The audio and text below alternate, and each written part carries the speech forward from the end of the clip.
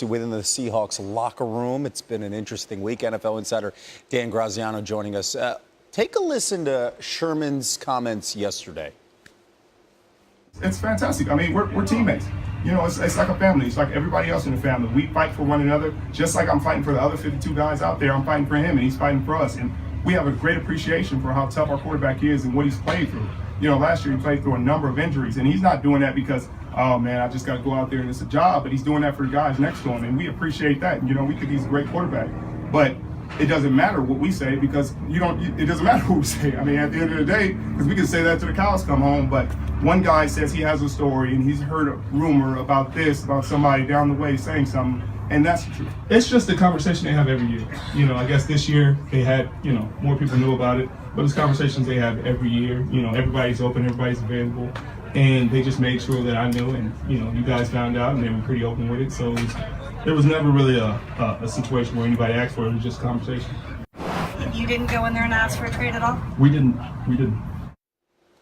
That's Sherman covering a lot of topics. First off, talking about Russell Wilson and how they view him internally, coming off the ESPN, the magazine story by Seth Wickersham, and how the defense looks at the quarterback on the other side inside that specific locker room. And, of course, the idea of a trade, requesting a trade in the offseason. Are the Seahawks going to have an issue here keeping this defense together when you look at the core and the stars on that side? Absolutely. And I think that's part of Seth's story talked about Richard Sherman and how deeply and intensely he feels the need to win now, because everybody knows how short these windows are in the NFL. And you look at that defense, and you look at the 2018 salary cap situation for the Seahawks. Cam Chancellor, by the way, isn't even on that. His contract runs out at the end of this year. Bobby Wagner, $13.6 million cap number. Richard Sherman, $13.2. Earl Thomas, $10.4. That's going to be very difficult to keep all those guys together on the 2018 team. And Richard Sherman's smart enough to know that.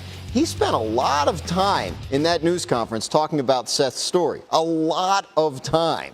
And his basic premise was, well, what I say should matter more standing in front of these Boeing signs and these Gatorade bottles than all the reporting Seth did in our locker room to find out what's really going on. And I think the more he talks, the more you see evidence of what was in the story, which is this is a guy who all these feelings he has are driving him, and they're intense, and he's driven to win, and he wants to win at all costs, and it hurts him so badly when he loses and when it doesn't work out. And I think a big part of that is the timing issue. How much longer is this group going to be together and have a chance to keep winning? Yeah, that drive and that success through the years has put him in this position, and the reason why he's one of the best players on the defensive side around the league, and now obviously kind of working against him when you try to talk and address something, right? Yeah, I guess. I mean, but again, Seattle wins every year. They're always in the playoffs. Yes. And I think it's important to keep that as part of this conversation. Whatever that dynamic they have, as crazy as it might be, works for them. Yes. They just want to make sure and try and cash it in for another title or two before it all goes away. That window is closing and closing fast. Dan,